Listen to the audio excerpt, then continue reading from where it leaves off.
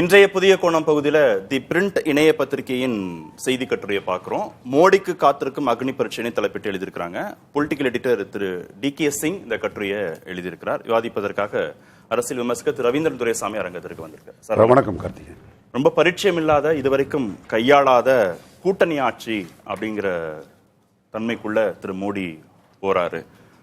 திரு நிதிஷ்குமாரும் திரு சந்திரபாபு நாயுடும் தடாலலியான முடிவுகளை எடுக்கக்கூடியவர்கள். எப்போது வேண்டுமானாலும் விளையாட்டின் விதிகளை மாற்றிக்கொண்டே இருப்பவர்கள் இருவரும்.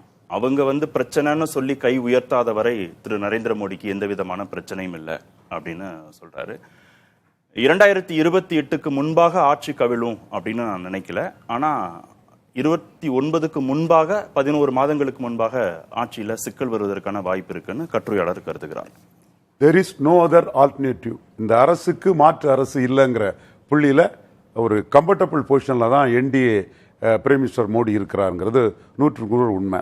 அதே போல நாயுடுவுக்கும் நிதிஷுக்கும் கம்பல்சன்ஸ் இருக்குது. நிதிஷோட எதிரி சீஃப் மினிஸ்டர் போஸ்டுக்கு தேஜஸ்வி யாதவும் பீகாரில் உள்ள சில பாஜக தலைவர்களும் தான், மோடி அல்ல. அதே மாதிரி நாயுடுவோட ஒரே எதிரி ஜெகன் தான். ஸோ அவங்க எதிரியை அவங்க தோற்கடிக்க வேண்டிய நிர்பந்தம் இருக்குது. அவங்களுக்கும் மோடியின் துணை தேவை, மோடிக்கும் இவர்கள் துணை தேவை. அது இவர்களுக்கு மோடியின் செல்வாக்கு தேவையில்லை என்ற ஒரு சூழ்நிலை வரும்போது தான் இவர்கள் விட்ரா பண்ண பார்ப்பாங்க. அது ரெண்டு பேரும் ஒரே முடிவை எடுக்கிறதுக்கு வாய்ப்பில்லை. குறிப்பாக நிதிஷ்குமாருக்கு மோடி ரொம்ப ரொம்ப தேவைங்கிறது தான் இருக்குது. ரெண்டு பேரும் தடாலடியா முடிவுகள் எடுக்கக்கூடியவர்கள், இந்த விளையாட்டின் விதிகளை மாற்றிக்கொண்டே இருப்பவர்கள்ங்கிறது அவங்க கடந்த கால நிச்சயமாக தடாலடியா முடிவு எடுக்கக்கூடியவங்க தான். அவங்க பிரைம் மினிஸ்டர் ஆகிறதுக்கு ஒரு வாய்ப்பு இருந்ததுன்னா அவங்க அந்த தடாலடி முடிவு எடுப்பாங்க. அந்த பிரைம் மினிஸ்டர் ஆகக்கூடிய வாய்ப்புக்கு சிஎம் போஸ்டர் ரிஸ்க் பண்ணலாம். இப்போ மம்தா பானர்ஜியுடைய 30 MP இவர்களை விட அதிகம் இருக்குதுன்னா 29 நினைக்கிறேன் இருக்குதுன்னா இவங்க எப்படி தடாலடி முடிவு எடுத்துக்கிட முடியும்? அப்போ அவங்களும் ஆஸ்பயர் பண்ணுவாங்க. ஸோ பிஎம்ஆ வர்றதுக்கு யாருக்குமே வாய்ப்பு இல்லைங்க போது தடாலடி முடிவுக்கான வாய்ப்புகள் மிக மிக குறைவு. அந்த பிரதமர் போஸ்ட்ன்ற அந்த ஒற்றை இலக்குல மட்டும்தான் பிரச்சனை வரும்.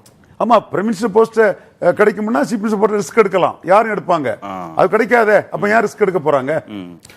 நிதிஷ்குமாருக்கும் திரு நரேந்திர மோடிக்குமான உறவு எப்படி இருக்கு, ஏன் ரெண்டு பேரும் விலக மாட்டார்கள் அப்படின்னு கட்டுரையாளர் நகர்றாரு. அடுத்த கட்டத்துக்கு நான் திரு நரேந்திர மோடியோடு முழுமையாக இருப்பேன் அப்படின்னு தேசிய ஜனநாயக கூட்டணி நாடாளுமன்ற உறுப்பினர்கள் கூட்டத்தில் திரு நிதிஷ்குமார் பேசினது அதுதான் செய்தி.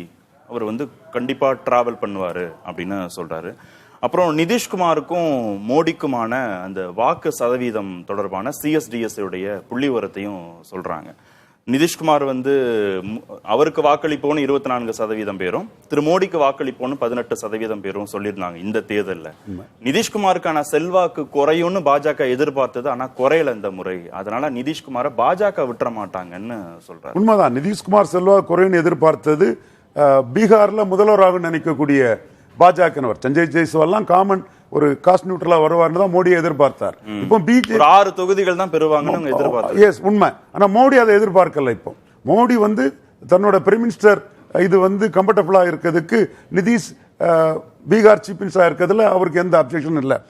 ஏற்கனவே அத்வானி தன்னை கைது செய்த லாலுவை தோக்கடிக்கணும்னா 3வது இடத்தில் இருந்த நிதிஷ்குமாரை சிஎம்ஆ கேண்டிடேட்டா ப்ரொஜெக்ட் பண்ணாங்க. அது பிஜேபிக்கு இன்று வரை பலனளிக்குது மக்களவைக்கு. சோ வின் வின், ரெண்டு பேருக்கும் வின் வின் தான். தேர்ட் போல்ஸ் ஆன நிதிஷ் பாஜகவை நம்பி முதலமைச்சர் ஆகிறாரு. முதல் இடத்துல இருந்து எதுவுமே லாலு அசைக்க முடியாத சூழ்நிலையில 3வது இடத்துல இருந்த நிதிஷை பயன்படுத்தி பாஜகவும் எம்பிகளை பெறாங்க. சோ ரெண்டு பேருக்கும் வின் வின். 2025 சட்டமன்ற தேர்தலில் முதல்வர் வேட்பாளராக திரு நிதிஷ்குமார் தான் முன்னிலைப்படுத்தப்படுவார். 2030 வேண்டுமானால், அதுவும் நிதிஷ் விரும்பினால், பாஜக தன் கட்சியை சேர்ந்த ஒருத்தரை முதல்வர் வேட்பாளராக நிறுத்தும். அந்த அளவுக்கு இணக்கமாக நிதிஷோட போறதுக்கு தான் பாஜக விரும்பும். கண்டிப்பா கிரிராஜ் சிங்கோடையோ சஞ்சய் ஜெய்ஸ்வாலையோ ரவிசங்கர் பிரசாத்தையோ லீடர்ஸ் தான், அவங்களுக்கு செல்வாக்கு இருக்கு. ராதா மோகன் சிங் பட் லாலுவையும் ஆர்ஜேடியும் தோக்கடிக்கிறதுக்கு முடியாதுன்னு போது நிதிஷ்குமாரை வச்சுதான் தோக்கடிக்க முடியுங்க போது பாஜகவோட சிறிய சக்தியான நிதிஷ்குமார் பின்னாடி பாஜக போறதுதான் பிராக்டிகல் பொலிட்டிக்ஸா இருக்க முடியும். தேஜஸ்வி யாதவுடைய செல்வாக்கு கூடுறதும், அவர் வலிமை பெற்று வருகிறதும், அவர் கவனம் பெறுவதும் கூட நிதிஷ்குமாருக்கு சங்கடத்தை கொடுத்துருக்கலாம். அங்க போனா அவர் முன்னிலைப்படுத்தப்பட மாட்டார். பாஜகவோடு இருந்தால் தான் முன்னிலைப்படுத்தப்படுவார் அப்படின்ற அடிப்படையில கூட அவர் பாஜகவோடு உறவை தொடர்வதற்கு இந்தியா கூட்டணி பக்கம் போகாம இருக்கிறதுக்கு கூட ஒரு அடிப்படையா கம்பல்ஷன் கண்டிப்பா. முலாயம் சிங் யாதவோட அகிலேஷ் யாதவுக்கு அக்செப்டன்ஸ் இன்னைக்கு இதர ஜாதிகள்கிட்ட அதிகம் வந்துட்டு கூடி இருக்கு. அதே மாதிரி லாலு யாதவோட தேஜஸ்வி யாதவுக்கு வந்து அதர் காஸ்ட் அக்செப்டன்ஸ் வந்து ரொம்ப கூடி இருக்கு. அது நிதிஷுக்கும் தெரியும். இனிமேலும் தேஜஸ்வி யாதவ் நிதிஷ சிஎம்ஆ சொல்ல மாட்டார். நம்மளே சிங்கிள் ஹேண்டடா அசம்பிளினா ஜெயிக்க முடியுங்கிற அந்த நம்பிக்கையில தான் நிதிஷ் தேஜஸ்வி யாதவ் போவார்னு சொல்லும் போது நிதிஷ்குமார் பின்னாடி இனிமேல் தேஜஸ்வி யாதவ் வரமாட்டார். இரண்டு தரப்பு உறவும் இனிமேல் வருவதற்கு பீகார்ல வாய்ப்பு மிக மிக குறைவு. நிதிஷும் தேஜஸ்வி யாதவும் இணைவதற்கான வாய்ப்புகள் ரொம்ப குறைவு. அடுத்து திரு சந்திரபாபு நாயுடுக்கும் திரு மோடிக்குமான உறவு எப்படி இருக்கும், எந்தெந்த அடிப்படைகள்ல அவங்க உறவுகள் தொடர்வதற்கு காரணங்கள்லாம் இருக்கும் அப்படின்னு சொல்றாரு. அவருக்கு வந்து திரு ஜெகன்மோகன் ரெட்டியுடைய அரசியல் வாழ்க்கையை முடிவுக்கு கொண்டுட்டு வரணும், அவர் மீதான வழக்குகளை விரைவுபடுத்தணும்னு திரு சந்திரபாபு நாயுடுக்கு ஆசை இருக்கும். இரண்டாவது, பொருளாதார ரீதியாக மாநிலத்தை முன்னுக்கு கொண்டுட்டு வரணும் அப்படின்னு அவருக்கு வந்து நோக்கம் இருக்கு. மூன்றாவதாக தன் மகனை அரசியல்ல முன்னிலைப்படுத்தி அரசியல் வாரிசாக முன்னிலைப்படுத்துவதற்கு அவருக்கு தேவை இருக்கு. இந்த காரணங்களால அவர் பாஜகவுடனான உறவை வந்து தொடர்ந்து வச்சுக்குவாரு அப்படின்னு சொல்றாரு. இதெல்லாம் நாயுடுக்கு பிரியாரிட்டின்னு இருக்கும்போது மோடி பிரதமருங்கிறத அப்படியே அக்செப்ட் பண்ணி போறதுதான் இந்த பிரியாரிட்டிஸை அவர் வந்து ஃபுல்ஃபில் பண்ண முடியும். ஸோ அவர் வந்து மோடி பிரதமருங்கிறதும் அவர் ஆந்திரா சீஃப் மினிஸ்டருங்கிறது தான் அவருக்கு கண்டியூசிவ். அந்த இது 2014 ஒர்க் அவுட் ஆச்சு, 24 ஒர்க் அவுட் ஆச்சு, 19 ரெண்டு பேரும் பிரிஞ்சு நிற்கும் போது ரெண்டு பேருக்கும் நஷ்டம். இது வந்து தமிழ்நாட்டில் திமுகவும் காங்கிரஸும் 14 பிரிஞ்சு நிற்கும் போது நஷ்டப்பட்டது மாதிரி, அப்புறம் சேர்ந்து நிற்கும் போது லாபப்பட மாதிரி ரெண்டு பேருக்கும் வின்னுங்கிற பொசிஷன்ல தான் இருக்குது. நான் இதை ஏன் சொல்றேன்னா, அரசியல்வாதி தங்கள் லாபத்தை தான் பார்ப்பாங்க. காங்கிரஸும் ஸ்டாலினும் தன் லாபத்தை தான் பார்ப்பாங்க, நாயுடுவும் பிஜேபியும் ஆந்திராவில் தங்கள் லாபத்தை தான் பார்ப்பாங்க. சோ சேர்ந்திருப்பாங்க. சேர்ந்திருப்பது ரெண்டு பேருக்குமே லாபம்.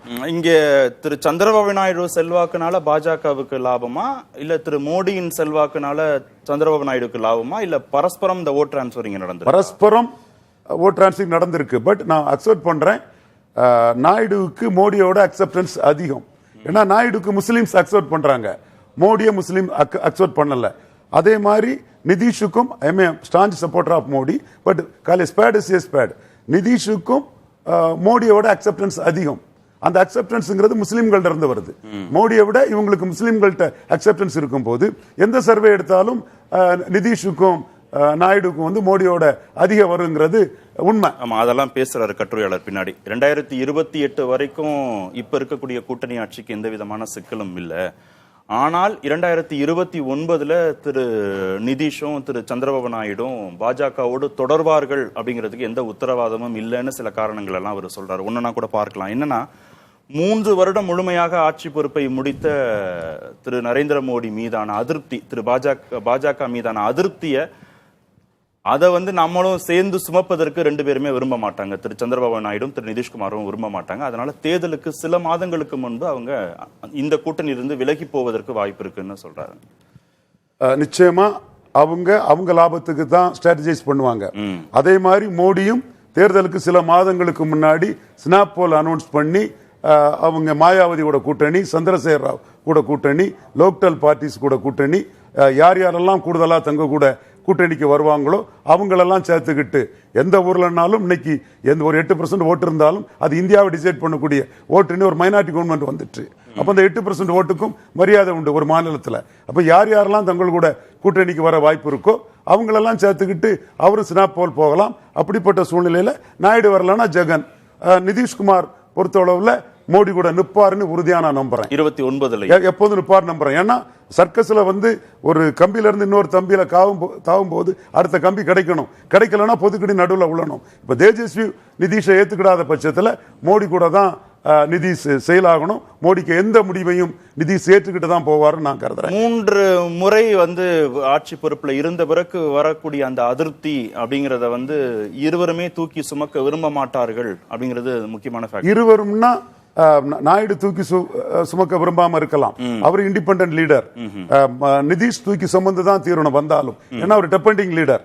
அவரை இனிமே தேஜஸ்வி யாதவ் தூக்கி சுமக்க மாட்டார். 2030க்கான சட்டமன்ற தேர்தலை கணக்குல வச்சு சொல்றீங்க. அவரை தேஜஸ்வி யாதவ் அவரை தேஜஸ்வி யாதவ் தூக்கி சுமக்க மாட்டார். அப்போ ரெண்டு பேருக்குமே இன்டர்லாக்டு, மோடியும் நிதிஷும் அவங்க சேர்ந்துதான் பயணிப்பாங்க.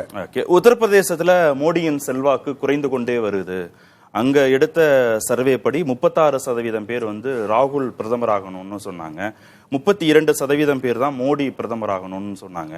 உத்தரப்பிரதேச மாநிலத்துல மோடியின் செல்வாக்கு தொடர்ந்து குறைகிறது. அது ஏற்படுத்தக்கூடிய தாக்கம் காரணமாக அவங்க 2028 முடிந்த பிறகு இந்த கூட்டணியிலிருந்து விலக வாய்ப்பு இருக்கு அப்படின்னு சொல்றாங்க. அதாவது மோடி குஜராத் சிஎம் ஆட்டும் மாயாவதி யூபி சீஃப் மினிஸ்டரா இருக்கும் போது ஆங்கில ஊடகங்களை எழுதினாங்க, மோடியின் பாட்டியும் மாயாவதியின் பாட்டியும் ஒன்றுவிட்ட சகோதரிகள். இப்பொழுது தெரிகிறதா, fascist blood Uttar Pradesh chief minister உடம்பிலும் குஜராத் சீஃப் மினிஸ்டர் உடம்பிலும் பாசிஸ்ட் பிளட் எப்படி ஓடுதுன்னு புரியுதுங்களா? சேம் பாசிஸ்ட் பிளட்னு மாயாவதியையும் மோடியையும் வந்து வட இந்திய ஊடகங்கள் ஜாதி அடிப்படையில் கடுமையாக விமர்சனம் செய்தார்கள். இன்னைக்கு 10% வாக்கு மாயாவதி கிட்ட இருக்குது. எப்படி தோத்ததும் இவரு ஜேடிஎஸ் தேவகோடாவை அட்ஜஸ்ட் பண்ணி கூட்டணியில் எடுத்தாங்களோ அதே மாதிரி மாயாவதிய கூட்டணியில பிராக்டிகல் பொலிட்டிக்ஸ் தெரிஞ்சு தங்கள் சிஸ்டரை கூட்டணியில் எடுத்துக்கிறதா மோடிக்கு வழியா இருக்க முடியும். அப்போ பாஜகவுடைய இழந்த செல்வாக்கு மீண்டும் கூடிருமா? மோடியின் இழந்த செல்வாக்கு கூடிரும் நினைக்கிறீங்க? நிச்சயமா தேவகவுடாவை சேர்த்தனால்தான் இங்க கர்நாடகால வெற்றி பெற முடிஞ்சது. ஆர்எல்டியை சேர்த்தனாலதான் வெஸ்டர்ன் யூபியில வெற்றி பெற முடிஞ்சது. நிதிஷ்குமார் சேர்த்தனாலதான் யூபி மாதிரி பீகார்ல அடி வாங்காம தப்ப முடிஞ்சது. கட்டுரையாளர் பேசுறது வந்து கூட்டணி பலம் குறித்து இல்ல, திரு மோடியின் தனித்த செல்வாக்கு குறித்து. மோடியின் தனித்த செல்வாக்கு வந்து பழைய அளவுக்கு இல்லங்கிறத ஏற்றுக்கொண்டுதான் யதார்த்தத்தை accept the reality then try to go beyond that. Modi இதெல்லாம் ரொம்ப பிராக்டிக்கலா ஒரு பிசினஸ் மைண்ட்ல என்ன எதுங்கிறத தெளிவா தெரிஞ்ச ஆளு. அதனாலதான் இந்திரா காந்தி சோனியா காந்தி குடும்பத்தை ஆட்சி அதிகாரத்தில் வரவிடாம இன்னும் தடுக்க முடியுது அவரால். 11% சிறுபான்மை மக்கள் இருக்கிறாங்க, குறைந்தபட்சமாக 11% இருக்கிறாங்க மாநிலத்தில். சிறுபான்மை மக்களுடைய வாக்குகள்ல ஏதாவது சிக்கல் வந்துரும் அப்படின்னு திரு சந்திரபாபு நாயுடு கருதினால் 2029 நாடாளுமன்ற தேர்தலுக்கு முன்பாக அவர் கூட்டணியை விட்டு விலக வாய்ப்பு இருக்கு அப்படின்னு. இது ஒரு ஸ்பெகுலேஷன் தான், அதுல சிக்கல் இல்லாம தான் ஸ்வீப் பண்ணி இருக்கிறாங்க. அது யதார்த்த உண்மை. பட் நாயுடுவோட அந்த கன்சர்னை அட்ரஸ் பண்ண வேண்டிய பொறுப்பும் கடமையும் மோடிக்கு இருக்குது. 4% இஸ்லாமியர்கள் இடஒதுக்கீடுங்கிறது திரு சந்திரபாபு நாயுடுடைய அந்த பொறுப்பும் கடமையும் மோடிக்கு இருக்குது. சென்ட்ரல் கவர்மெண்ட் ஸ்டெபிலிட்டிக்கு பிரச்சனை இல்ல, ஆனா மத அடிப்படையிலான இடஒதுக்கீடை அமல்படுத்த விடமாட்டேன்றதும் மோடியோட ஸ்டேட்மெண்ட் இல்லையா? காம்ப்ரமைஸ் பண்ணி தான் தீரணும் கொலிஷன் கவர்மெண்ட்டுக்கு. ஆந்திராவில் நாயுடு ஜெயித்தாதான் மோடி ஜெயிக்க முடியும். சோ அதற்கு டெட்ரிமெண்டலா மோடி மூவ் பண்ண மாட்டார், ப்ரூடன்ட் பொலிட்டிஷியன். பட் கவர்மெண்ட் ஸ்டெபிலிட்டிக்கும் இதுக்கும் சம்பந்தம் இல்லைங்கிறதா என்னோட பார்வை. ஆந்திரா வெற்றிக்கு தான் டிடிபியோட எந்த பாதிப்பும் டிடிபிக்கு வராம பாத்துக்க வேண்டிய கடமை மோடிக்கு இருக்குது. பீகார் வெற்றிக்கு தான் நிதிஷோட முஸ்லீம் ஓட்டுக்கு பாதிப்பு இல்லாம பார்க்க வேண்டிய கடமை மோடிக்கு இருக்கு நான் கருதுறேன். கூட்டணி தேவைன்ற அடிப்படையில திரு சந்திரபாபு நாயுடைய கோரிக்கைக்கு திரு மோடி செவிசாய்ப்பார்னு நீங்க நம்புறீங்க? பெரும்பாலும் தன்னோட வாக்கு வங்கிக்கு பாதிப்பு இல்லாத விஷயங்கள்ல செவிசாய்ப்பார். ஓகே. அடுத்தது திரு அமித்ஷாவுடைய அணுகுமுறை. இந்த ரெண்டு பேர்கிட்டையும் கடந்த கால அமித்ஷாவுடைய அணுகுமுறைகள் வந்து இவங்களுக்கு அதிருப்தியை கொடுத்திருக்கு ரெண்டு பேருக்கும், திரு சந்திரபாபு நாயுடுக்கும் திரு நிதிஷ்குமாருக்கும். அந்த மாதிரியான அணுகுமுறைகள் தொடர்ந்தால் அவர்கள் கூட்டணியை விட்டு விலக வாய்ப்பு இருக்கு. அணுகுமுறையை திரு அமித்ஷா மாற்றிக்கொண்டு அரவணைத்தால் கூட்டணி தொடர வாய்ப்பு. இன்னைக்குள்ள சிச்சுவேஷன் வேற. அமித்ஷா எல்லாம் பிரிசனரா பாஸ்டா தமிழ்நாட்டில் சில தலைவர்கள் இருந்து தோத்த மாதிரி எல்லாம் இருக்க மாட்டார், குய்வைவான தலைவர். இன்னைக்கு நாயுடுவும் நிதிஷும் தேவையானவங்க. சிச்சுவேஷன் மாறிட்டு இப்போ சுப்ரியா சூலே நீங்க நிலையான ஆட்சியை கொடுப்பீங்கன்னு ஒரு வார்த்தையை சொல்றாங்க. 8 MBA வச்சிருக்கக்கூடிய சரத்பவாருக்கு டாக்டர். சோ அந்த இடத்துக்குள்ள என்ன கெயின் வருதோன்னு அமித்ஷா பாப்பாரே தவிர நாயுடுவையோ நிதிஷையோ வெளியேற்றம் எதுவுமே பண்ண மாட்டாங்க. இவங்கள்ட்ட இந்த கவர்மெண்ட் வந்து அரசியல் பண்ண முடியாது. ஆனா கட்டுரையாளர் இன்னொரு இடத்துல என்ன குறிப்பிடுறாருன்னா, இவங்களுடைய ஆதரவு இல்லாமையே இந்த அரசாங்கத்தை நடத்த முடியுமான்னு திரு அமித்ஷா யோசிக்க தொடங்குவார். மாற்று வழிகள் குறித்து அதை கம்ஃபர்ட்டா மாத்துறது குறித்தும் யோசிக்க தொடங்குவார் திரு அமித்ஷா. மீண்டும் நான் சொல்றேன், தேர் இஸ் நோ அதர் ஆல்டர்னேட்டிவ்ங்கிறதுல வந்து அது முடியும். ஆனா பீகார்ல வெற்றி பெறதுக்கு நிதிஷ் வேணும். ஆந்திராவில் வெற்றி பெறதுக்கு நாயுடு வேணும். மாநில தேர்தல் மாநில தேர்தலுக்கு வேணும். மாநில தேர்தலோட பார்லிமெண்ட் நடக்கும் வேணும். அதனால 8% வாக்குள்ள ஒரு கட்சி கூட ராகுல் காந்தி டிஸ்குவாலிஃபிகேஷனுக்கு ராகுல் காந்தி சிம்பதியை காட்டினாங்கன்னா எந்த காலத்திலையும் அவங்க காங்கிரஸ் கூட போயிடக்கூடாதுன்னு அவங்கள பிரிவென்ட் பண்ற வேண்டிய கடமையும் அமித்ஷாவுக்கும் மோடிக்கு திரு சந்திரபாபு நாயுடுக்கும் திரு நிதிஷ்குமாருக்கும் திரு மோடி வேணும் அப்படிங்கறத விட திரு மோடிக்கு இவங்க 2 பேரும் வேணும்னு நீங்க சொல்றதுல இருந்து புரிஞ்சுக்கலாம். மியூச்சுவல். அதெல்லாம் இந்தியாவை பிடிக்கிறதுக்கு மோடிக்கு கூடுதலாகவே வேணும்னு எடுத்துக்கங்க. ஆந்திராவையும் பீகாரையும் பிடிக்கிறது அவங்களுக்கு தேவை. ஜம்மு அண்ட் காஷ்மீர், ஹரியானா, ஜார்க்கண்ட், மகாராஷ்டிரா இந்த மாநிலங்கள்ல சட்டமன்ற தேர்தல் அடுத்தது நடக்க இருக்கு. இங்க பாஜக தன்னுடைய செல்வாக்க, திரு மோடி தன்னுடைய செல்வாக்கை நிரூபித்தால் இந்த கூட்டணி தொடர்வதற்கு வாய்ப்பு இருக்கு. இல்லைன்னா 2 பேரும் யோசிப்பாங்க. திரு சந்திரபாபு நாயுடு, திரு நிதிஷ்குமாரும் கூட்டணியில் தொடர்வது குறித்து. இது மோடிக்கு எதிராக எழுதப்பட்ட ஒரு கருத்தாக தான் நான் பார்க்கிறேன். ஏற்கனவே டெல்லி, ஹரியானா, ஜார்க்கண்ட் போன்ற இடங்கள்லாம் 14, 19 மாதிரி அவங்க மக்களவையில் பெர்ஃபார்ம் பண்ணல. ஸோ இப்பவும் சட்டமன்றத்தில் பெர்ஃபார்மன்ஸ் மோடிக்கு கொஞ்சம் குறைவா இருக்கிறதுக்கான வாய்ப்புகள் தான் உண்டு. அந்த கடந்த கால உதாரணங்களும் அவங்களுக்கு தெரியும். இதை வச்சு மோடி பிரைம் மினிஸ்டருங்கிற செல்வாக்கு குறைஞ்சதாட்டு நாயுடுவும் நிதிஷும் செல்வாக்கை நிரூபித்துக் கொண்டே இருக்கிற ஒரு அக்னி பரீட்சை ஈடுபட்டு கொண்டே இருக்க வேண்டிய தேவை இருக்கா திரு மோடிக்கு இனிமேல் இல்ல, எல்லா தலைவருக்கும் செல்வாக்க நிரூபிக் கொண்டு வேண்டிய இது இருக்கத்தான் செய்யுது. இது சின்ன சேதாரம்னா பிரச்சனை இல்ல, டிராஸ்டிக்கா சரிஞ்சா யோசிக்கத்தான் செய்வாங்க. 2 தடவை நடந்ததும் 14க்கு பிறகும் 19க்கு நடந்ததும் சிறு சேதாரம். அதுல ஆட்சியை கூட கைப்பற்றினாங்க சில மாநிலங்கள்ல. சோ அது டிராஸ்டிக்கா இல்லாத அளவுக்கு அது பார்லிமெண்ட்னா மோடிக்கு இவ்வளவு செல்வாக்கு வரும், அசம்பிளினா கொஞ்சம் குறையும். அந்த ஃபார்முலா படி போனா மோடி செல்வாக்கு கண்டினியூ பண்றாருன்னு தான் நாயுடுவும் நிதிஷும் நினைப்பாங்க. ஓகே, இறுதியா முக்கியமான இடத்துக்கு வந்து கட்டுரையை முடிக்கிறார் கட்டுரையாளர்.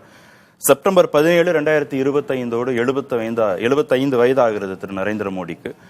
அவர் வந்து பிரதமராக தொடர மாட்டார், அதற்கப்புறம் திரு அமித்ஷா பிரதமராக வருவார் அப்படின்னா திரு கெஜ்ரிவால் சொன்னார்.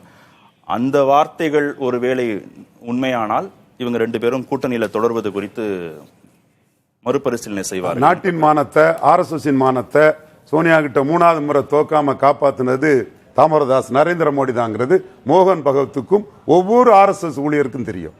சோ அவர் தான் 2029 என்டியோட பிரைம் மினிஸ்டர் கேண்டிடேட், பாஜகவின் பிரைம் மினிஸ்டர் கேண்டிடேட். ஓய்வு பெறும் அப்படின்ற அந்த பேச்சுக்கு இடம் இல்லை. அவர் தான் லைஃப் டைம் பிஜேபியோட பிரைம் மினிஸ்டர் கேண்டிடேட். நன்றி நிகழ்ச்சியில் பங்கேற்றதற்கு.